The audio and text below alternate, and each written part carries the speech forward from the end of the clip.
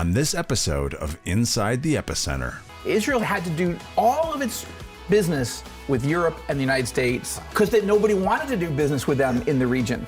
Now, 77 flights back and forth a week between the United Arab Emirates, Israel, and back. That's amazing. Who is Benjamin Netanyahu, and what drives his unprecedented, incredible outreach to evangelicals?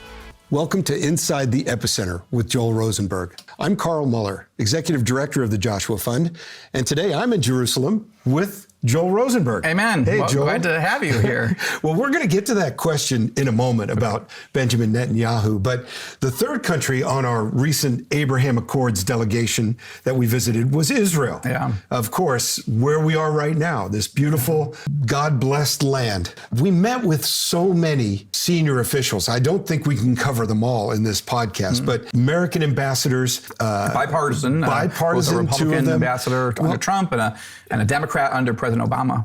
Yeah, and we also met with the former Prime Minister, Benjamin Netanyahu. Yeah. But before we do that, I wanted to just ask you some of your personal highlights from bringing the delegation to your country, Israel, where you live. Thank you, Carl. It's an exciting thing because of all the 7 delegations that I've led, I've actually never led a delegation to Israel. Not meaning I brought thousands. The Joshua Fund, we brought thousands and thousands of evangelicals to come and see and tour and do prayer and vision trips. Yeah. We've done conferences here and so forth. But I've never been invited to bring evangelical leaders to meet with senior leaders here in the government of Israel. And so that was new. It was new terrain for me, and it was exciting, especially because it was designed by the Israelis, the Emiratis, and the Bahrainis to be an Abraham Accords delegation, right? It was designed to let's look at and show you all as evangelical leaders, business leaders, and media leaders, journalists, what's really happening, why we signed the Abraham Accords, and how it's actively working. Well, how, is it working, and how, and what are the implications, and will this thing expand to other countries? So all that to say, that was exciting to me because I'd never done it before at that level.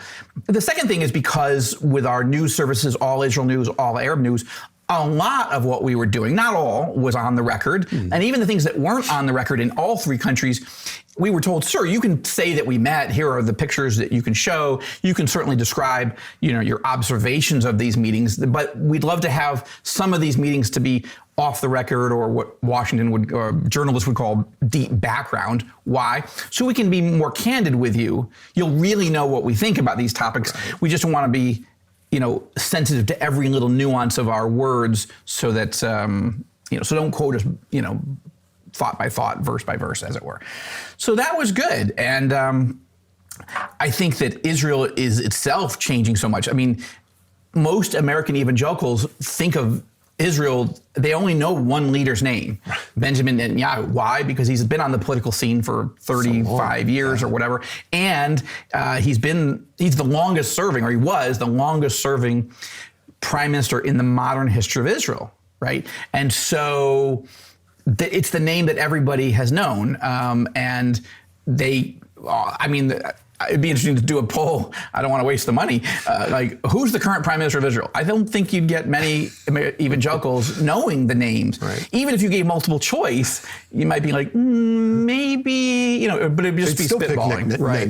Well, they might. He's currently the opposition leader. Right. So that range of change, right? Not just change in the region, but change here in Israel. Like for the last 12 years, we had one prime minister, and he's the one who negotiated all the Abraham Accords deals. And now he's not in office. Yeah. Right? So that was interesting. He's the one that signed the Abraham Accords as prime minister at the White House, September 15th, 2020. I was watching him on the lawn covering it for All Israel News, but now he's not in power. Now we'll get to what's his future, what's his current, but all of that was interesting. But some of the people that I also had been getting to know, I was excited to bring you all to get to know, like Benny Gantz. Right. Benny Gantz is the defense minister of Israel. He himself is a former chief of staff of the entire Israeli Defense Forces, right? Yeah. So this is a guy, the Hebrew term is Ramatkal. This is the chairman of the Joint Chiefs of Staff for Israel. So he had not only been a soldier and a general, but he became the top general. Indeed. And then now he's the defense minister.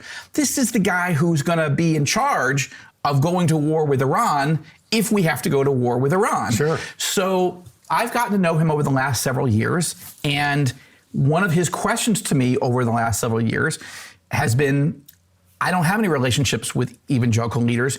Would you help me start to build those? What happened was my answer was yes, but COVID's answer was no. There was nobody to bring to him for him to meet, right? He had a different political philosophy than Netanyahu, a different outlook, a different style for sure. But I'm trying to get to know leaders of all kinds and multiple different parties here, and not just be, wed to or connected with one political party, one particular political party. So that was important. I thought that for him to give us whatever it was, an hour, 90 minutes almost, in the Kiryat, which is the Pentagon of Israel. Totally cool. Yeah. Totally. I'd never been in there. Blow my mind to be in the sort of situation room in the Pentagon of Israel. And even he gave us some time while he was still finishing a meeting just to be there, and we had time just to talk and that was really interesting. Again, one of my sons, Jonah, who now works for the Joshua Fund, he was a soldier who actually briefly was assigned to work for a general at the Kiryat. I'd never been there. So even though I'd known Gans, I'd already met with him at one of his private offices or something outside the defense establishment. Again, in the moment where Iran is 5 days away from having enough fuel, if they decide to make the decision to suddenly start building nuclear weapons, and to be able to sit with the Israeli defense minister who is as experienced as anybody. It's not like some some political appointment. Once we had a trade minister, the head of the labor unions, because of the political arrangements, he became the defense minister. Yeah. No experience. And you thought, that's a little scary. I'm not, maybe he can do the job, but don't you want someone who really knows what he's talking about? Yeah. So those were some of the things. There are others. I don't want to keep going on, but I found it exciting to have gone to the Arab countries, have heard what we heard at the highest levels or nearly the highest levels, and then come back here and process it in the context of hearing from Israelis. Well, I was going to ask you that question, following up from the times we've talked about both Bahrain and UAE, the countries we visited, the other countries we visited on this delegation. When you talk to Israel, what is in it for them in these Abraham Accords? I can see, the UAE and Bahrain saying Israel has a military, very extensive protection, but what's in it for Israel? Because we know Israel's going to go against Iran if push comes to shove, no matter what. So that's a good point, and I'm glad you brought up, because we probably should have talked about it in both the Bahraini podcast and the UAE. Like, what do they think is in it for them? Right. So let's start there. Meaning, look, the Bahrainis and the Emiratis see Israel as the most powerful country in the region. Right. Israel is the regional superpower when it comes to military, and in terms of technology, advanced high-tech technology, Israel is the superpower of the region. In terms of entrepreneurialism, it's certainly a leader. I would say the UAE is the Arab leader, and Bahrain is doing pretty well. Mm-hmm. So culturally, in terms of innovation, of branding themselves as, countries that are trying to change the world through their technologies, through their industry, through their businesses, these countries are similar, and similar values of, Bahrain and UAE are welcoming in workers from all over the world to help them. Israel is welcoming in Jews from all over the world to come in, settle, and help them build the most advanced country in the region. But you're right. Ultimately, a big part of this is security and intelligence, and the Bahrainis and the Emiratis had sort of quiet, behind the scenes, under the radar security cooperation. But now they can be open and say, we have to build a regional alliance against the Iranian regime, against that threat. And one of the things I recommended to the Bahrainis and the Emiratis is, this is a good moment to say to Israel openly, as well as behind the scenes, let's build a regional multi-layered missile defense system that can protect everybody in this region from Iranian missiles, as well as missiles built by Iran but given to these terrorist proxy organizations, Hezbollah in Lebanon, the Houthis in Yemen, Hamas in Gaza. Apparently, if you're a terrorist organization connected to Iran, you have to have an H at the beginning of your name. Hezbollah, Houthis, Hamas. But anyway, so there's a lot of reasons. And of course, all of these guys, they want to do trade. Israel had to do all of its business with Europe and the United States and a little bit, China and elsewhere, because nobody wanted to do business with them in the region. Now, again, we mentioned in the last podcast, 77 flights back and forth a week between the United Arab Emirates, Israel, and back. That's amazing. People are going. Venture capitalists are going. People are excited about trying to figure out. I would love, on the All Israel, All Arab news side, I want to start a bureau in Abu Dhabi or Dubai or something. So anyway, so I think from the Israel side, the main thing that Israel wants is to be welcomed in the region. That sounds fuzzy, but it's important because it's sending a message to all of its enemies. You cannot get rid of us. And the Arabs are basically deciding, okay, if we can't beat them, maybe we should join them. And that's what's happening. They couldn't beat us. God was merciful.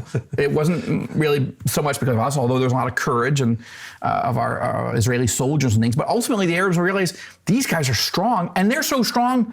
Maybe rather than trying to get rid of them, maybe we should form an alliance, economy, trade, investment, healthcare, cybersecurity, and missile defense against people who really want to kill all of us. The radical Islamists, the apocalyptic Islamists that we've talked about on other shows. And Israel wants that too. And I think the big prize remains the Saudis. A Saudi-Israeli peace and normalization agreement would be the mother of all Arab-Israeli deals. And, I think that's a real possibility. But I think the Saudis are watching very closely. Are these other Abraham Accords countries, are these agreements working? How are they working? What does it look like? How does Israel operate in this new environment? And how do Arabs in Bahrain, UAE, Sudan, Morocco, Muslims in Kosovo, how are they feeling about this relationship with Israel? Are they happy with their governments? Do they feel like, as citizens, they are benefiting from a relationship with Israel, rather than thinking, well, what does that mean to me? Well, how does that help me? I think the Saudis are watching very closely.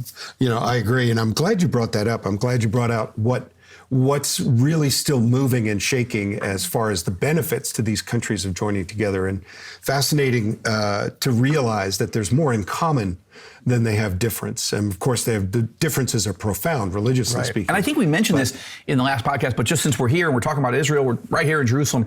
Literally in the last 24 hours, Israel and the United Arab Emirates has signed the first ever in all of human history Arab-Israeli free trade agreement. It's amazing. I should probably correct that. I think Queen of Sheba, the Arabian monarch, did sign effectively Solomon, a really good trade deal with King Solomon. So there's a biblical example. And King Hiram of Lebanon had a wonderful deal with both David and then Solomon to help build the temple. And so it's been a long time. It's been a while. You really have to go back into the roots of the Bible. So it's nice to see it bubbling up in modern times. Well, we're gonna come back to some of these really interesting characters we had a chance to meet with. We met some characters. We met some characters. We met some amazing humans. And I really felt like there was some insight to Israel that I've never had before. And we're going to talk about that after we come back from our break.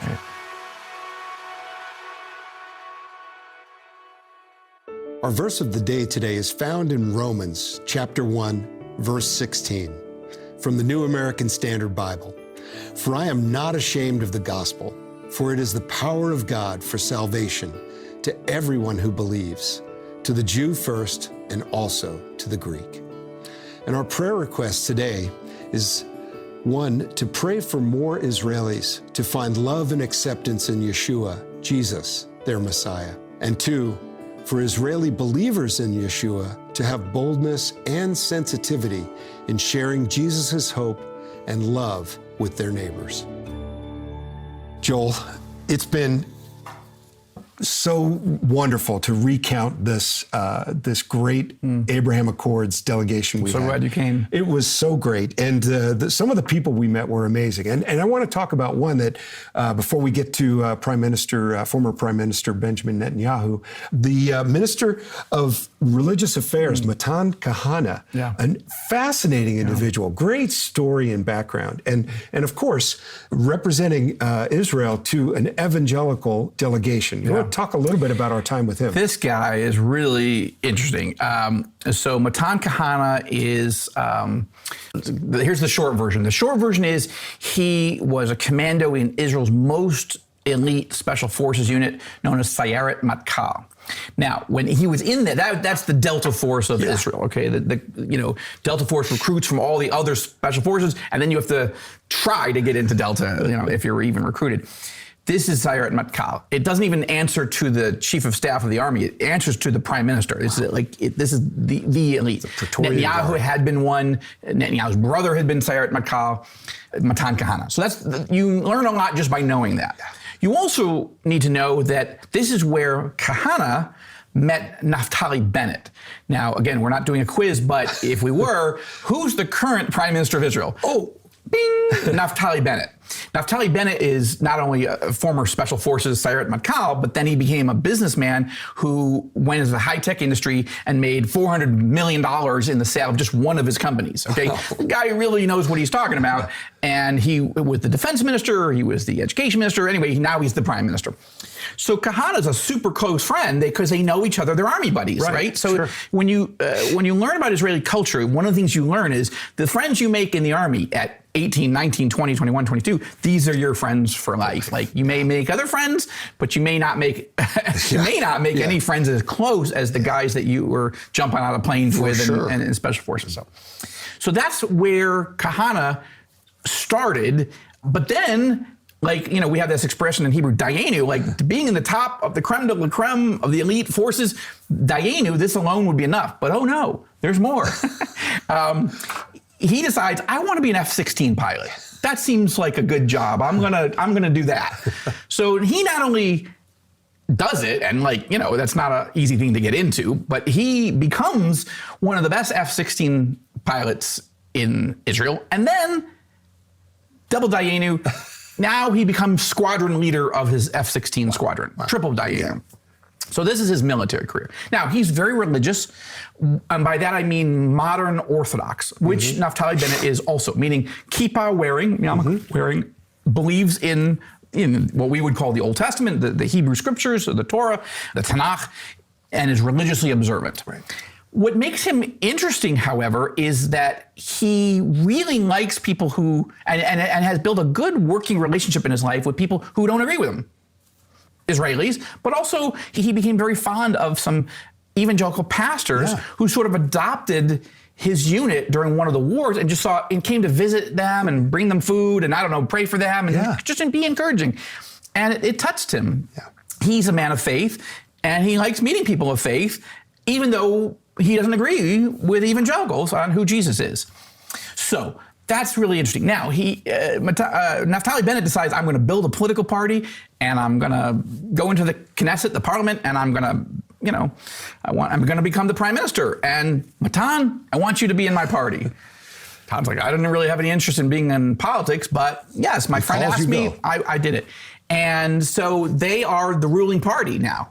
Now, let's not we don't have time in this podcast to get into the troubles that Naftali Bennett's having with this coalition. But I would argue, from my observation, and now getting to know Matan Kahana a bit, I think he is the most, or one of the most, loyal to the prime minister, even though he's an independent thinker.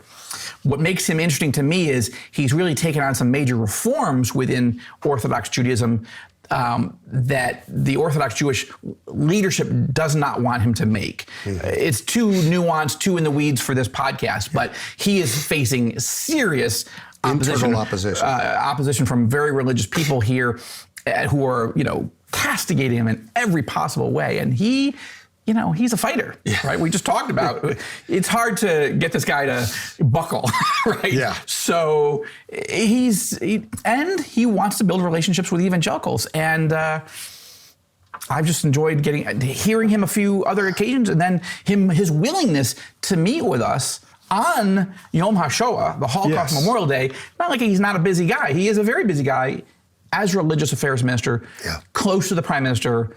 And he said yes, and we had an amazing time with him. It was truly insightful, and again, just the willingness to talk and to share that story about the pastor flying from Pennsylvania to his unit to pray with him before they went into action. And I want to make this point. Joshua doesn't take any political position. We are a nonpartisan organization in the United States as well as here and anywhere else. So we're not trying to. We're just trying to get to know everybody that has any influence that we ought to get to know, pray for, encourage, and learn from in whatever party. That's why we met with both the Trump ambassador to Israel and the Obama ambassador to Israel. And I invited the Biden ambassador to Israel to meet with us. He was going to be out of town, but he did meet with me privately the day before the delegation began. So we're doing this across the board. And that's what I'm saying, whether it's Netanyahu or Matan Kahana, who, obviously, Bennett is not. Bibi Netanyahu is not happy with Naftali Bennett because they're political opponents. And Matan Kahana is on the other side. But again, and Benny Gantz is a completely other party from these others. That's part of what we're doing. We're not taking a position. We're trying to get to know leaders, the poorest of the poor, and the most powerful. We have the most trouble in America just with two parties. You have so many parties here in Israel. But you brought up the two ambassadors, both the Obama administration ambassador to Israel, Dan Shapiro, and then the Trump ambassador to Israel, David Friedman. Why did you want us to hear from both of those? Well, first, I think it's interesting that these two are both Jewish. It used to be that it was verboten. You're German, so okay, that's one of my few German words that I know. Verboten, like forbidden to be a U.S. ambassador to Israel and be Jewish. Why? Because there was this view in the State Department and in Washington generally that you would be not loyal as a Jew, as an American Jew, to America. You would go over there and be more loyal to Israel than to America. Not fair, but part of an anti-Semitic culture of the past. Now, David Friedman, so Dan Shapiro was the first Jewish ambassador that I'm aware of. He served under President Obama. Then David Friedman was appointed, and he's Orthodox Jewish. Dan is not religious or traditional, and David Friedman is modern Orthodox. And the current ambassador, Tom Nides, who's Biden's ambassador to Israel, he himself is also Jewish from Minnesota, kind of liberal, not particularly religious, but respectful of religion. This is the trifecta of Jewish ambassadors from different administrations.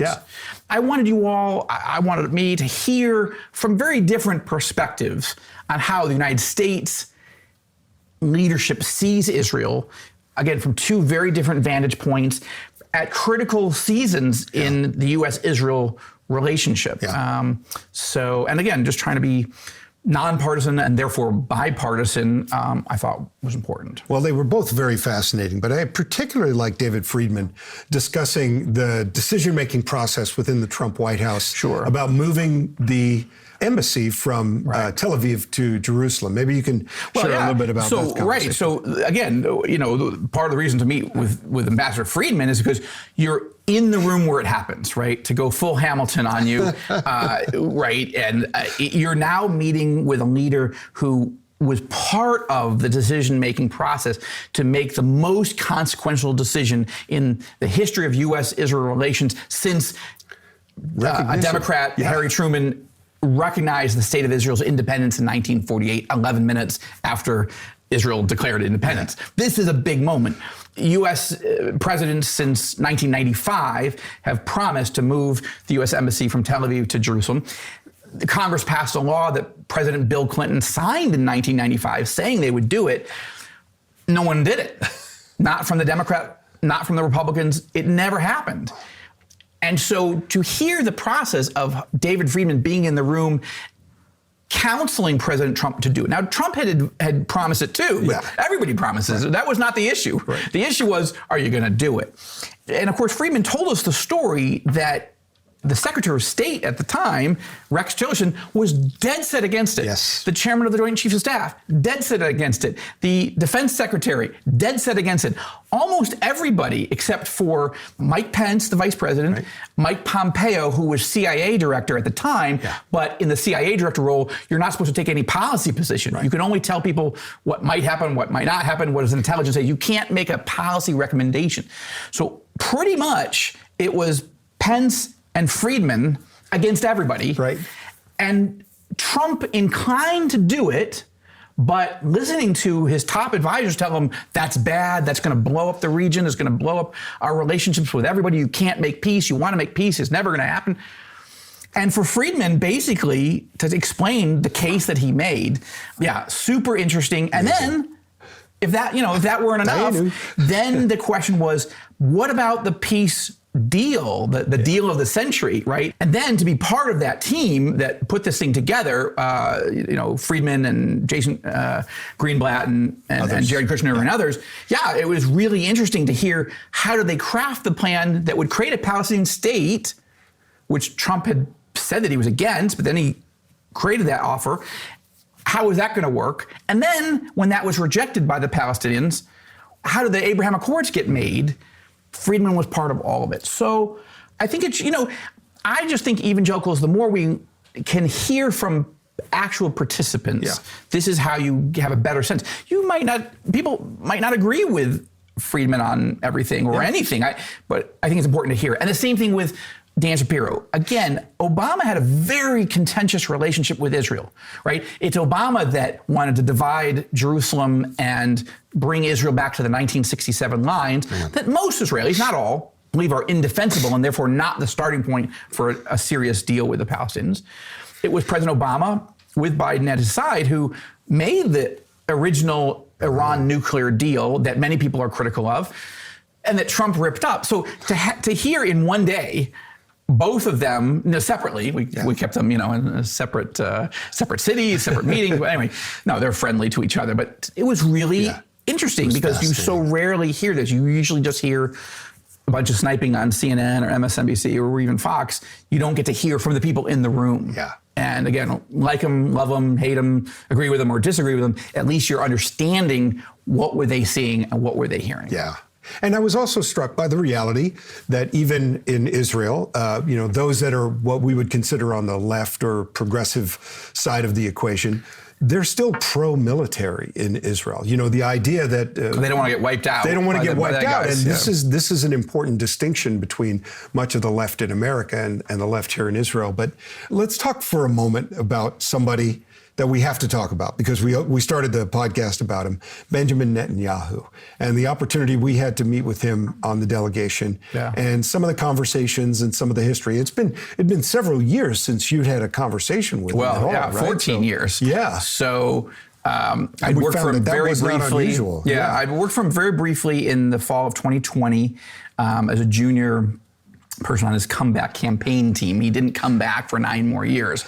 And from 2008, which was my last time I met with him in person, until that meeting in April 2022, no one had allowed me to come and have a meeting with him.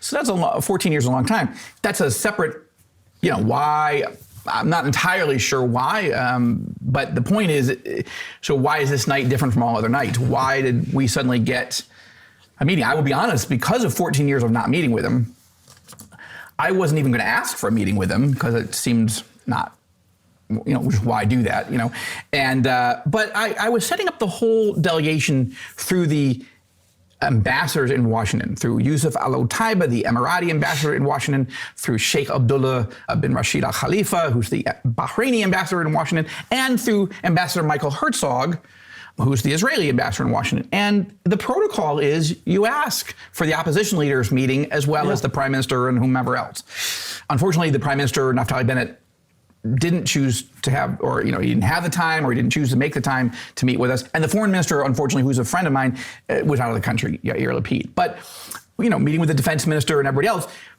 okay, do I even put a letter in? But I did, because I just thought that's the right thing to do. Sure. And okay, so they'll say no. And they didn't say no, and so, okay. And it was a very interesting meeting. Look, again, I want to underscore this because, Netanyahu is the most controversial leader in the modern history of Israel. And there'll be people watching or listening to this podcast who think that is a bad idea. Why would you meet with him? Yeah. And of course, our Palestinian friends would think, he's the Antichrist to them in many ways. So why did we meet with him? And the answer is, we're trying to understand the thinking of any Israeli leader that will meet with us. And if the Palestinians open the door, we would go meet with them. And if the Bahraini leaders and Emirati leaders and Saudi leaders and the Egyptian and Jordanian, I want to hear from all of them. I want to understand what they're thinking, and I want to pray for them, and I want to be an ambassador for Christ to them and to their families and their teams and their countries. So Netanyahu is the most consequential prime minister in the modern history of Israel, certainly one of them. I guess David Ben-Gurion, the founding prime minister, is right up there. But in terms of 4 Arab-Israeli peace deals, 5 Muslim-Israeli peace agreements, no Israeli prime minister in history has ever done it. Don't you want to meet with that person? The person that went to Washington to take on President Obama and say, no, we appreciate you want to stop the Iranians from getting a nuclear weapon, but this deal will not do it. That was a very controversial decision for Netanyahu to give that speech. As I describe in Enemies and Allies, I was actually at that speech. And that speech continues to reverberate both positively and negatively through the entire region. So to me, getting to meet with people that, we'll talk about it being in the room where it happened. Netanyahu is also the prime minister that ordered the Israeli secret services, the Mossad, to sneak into Iran a couple years ago and steal their entire nuclear weapons archive of how to build weapons. They stole it. Several tons of material in the middle of the night with blowtorches and ski masks. I mean, this is going to be a movie someday. It's got to be. I wish that I was writing it, but I usually deal with fiction. To meet with people who make these decisions. Again, you don't have to love every decision. I met with President Trump, and I didn't agree with him on everything. And I met with Mohammed bin Salman, the Crown Prince of Saudi Arabia, the most controversial leader in the Arab world. Look, meeting with someone and getting to know them and listening to their point of view is not assent. It's not endorsement. You're getting to know them. Right. And I think that's an important thing. One of the Joshua Fund mission statements is to educate Christians around the world about what's happening in Israel and what's happening in the region.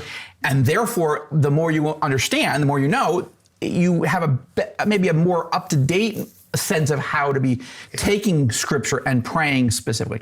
Anyway, I'm willing to take all the slings and arrows for doing it because I don't think it was wrong. And I'm not going to apologize for that. I know it'll offend people, but I'm not trying to be offensive. I'm trying to learn. And the moment that Palestinian Chairman Mahmoud Abbas invites me to Ramallah to sit down with him, I'll go. You're going. Maybe if the Iranian Ayatollah invites me, I may not go because I don't think I'm getting out.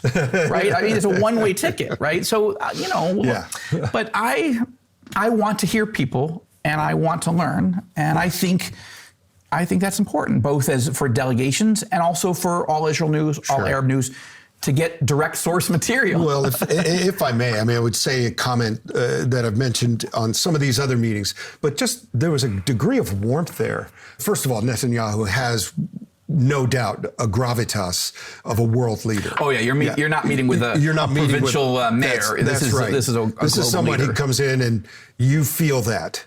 But also, he just had a great deal of warmth for everyone in the room, but particularly for you. And which was striking because he had chosen not to meet with me for 14 years for whatever sets of reasons. That was, that was obviously over. And I think that, when we have the opportunity, when you have the opportunity as, the founder of the Joshua Fund and as someone who has founded Near East Media and All Arab and All Israel News services, to get these invitations, I think it's remarkable that you have a profound chemistry, if you will, with these leaders. And it's one of the most impressive things about these conversations. It's not stilted. It's not stiff. It's warm. And I just so appreciated that. Well, I appreciate it too. I find myself surprised often.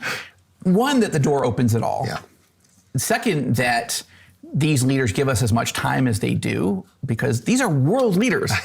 They're certainly regional leaders, and their day is filled with other regional leaders. What do I bring to the table? What does the Joshua Fund or All Israel News, whatever? What are we delivering to a foreign minister of the UAE, or to a former prime minister, now opposition leader, or whomever, a defense minister who's in charge of keeping Israel safe from annihilation, from a second Holocaust? Why should they make time for us? And I think the simplest answer, if you do the algebra, you take out all the equation, you make it the simplest, the answer is they want relationships with evangelicals, because they understand that there are 60 million evangelicals in the United States who mostly love Israel, but need to understand how to stand with Israel, or the Arab side want to build a friendship with evangelicals. Why? Because they want a large swath of America to know that they're not extremists. Yeah. They're not apocalyptic, end of the world, Iranian regime, lunatics. That they're trying to make major reforms, positive reforms, progressive reforms, pro-religious freedom reforms, pro-economic growth reforms, pro-peace reforms. This is who they are. And they feel like the major media, the mainstream corporate media, is not listening, or is snarky and cynical and doesn't care and won't give them coverage. And therefore, their main ally in the world, the United States, the American people don't know who they are. And that is a scary place, not just infuriating. Yeah. I mean, I think evangelicals generally understand how we are treated by the media. We've dealt with other, other podcasts times, on, being mocked by the Rolling Stone or whomever. But if you're a country whose existence depends in a significant degree on your close alliance with the world's only superpower, if the people of that superpower have no idea who you are, or they don't understand the challenges you face, and if they think of you as part of the enemy camp or not the trustworthy ally camp, this is a serious problem. And I believe that's the number one reason they're reaching out.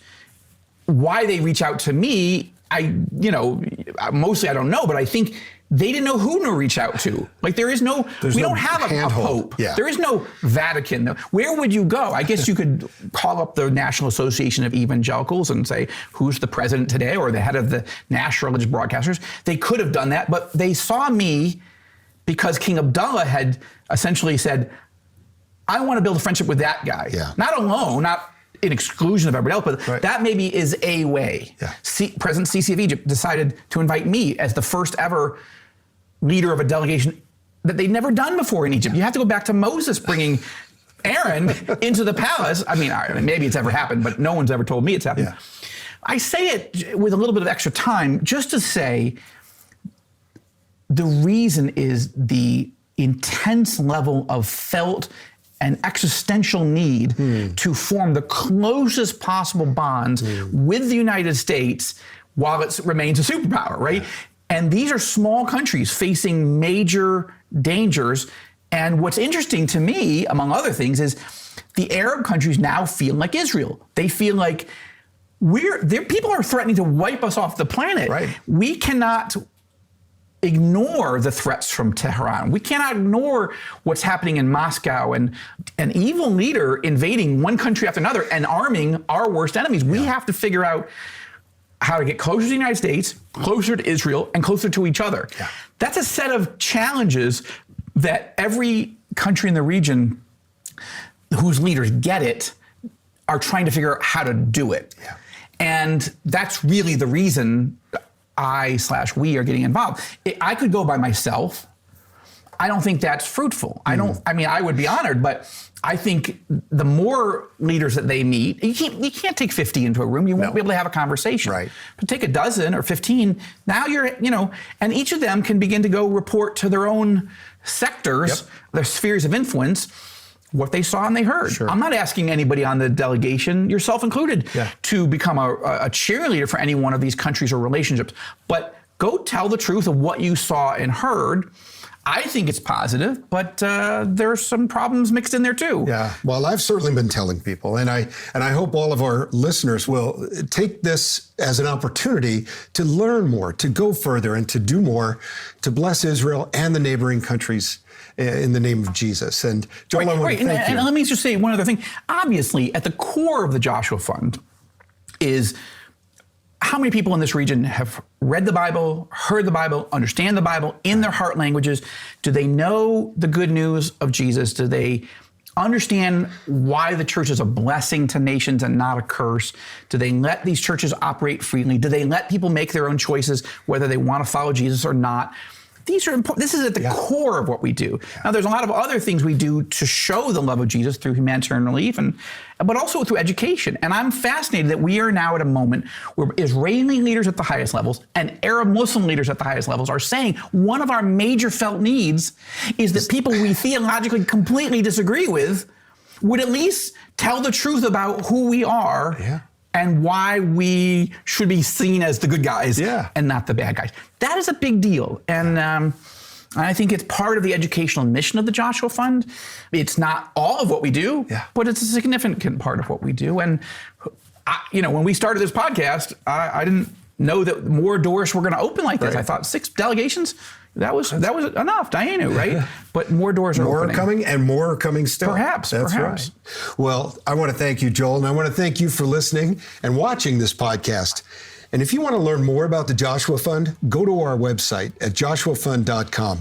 And there you can learn about what we're doing in the Middle East to bless Israel and her neighbors in the name of Jesus, and how you can participate in the healing work we're doing in this region. And as always, if you'd like to know more, you can check out our show notes for anything you heard on this podcast you'd like more information on. For Joel Rosenberg, I'm Carl Muller. Thanks for listening to this episode of Inside the Epicenter. From Jerusalem. From Jerusalem. Amen. I'm Joel Rosenberg. On your left, you'll find some videos we've chosen specifically for you. We look forward to partnering with you to bless Israel and her neighbors in the name of Jesus.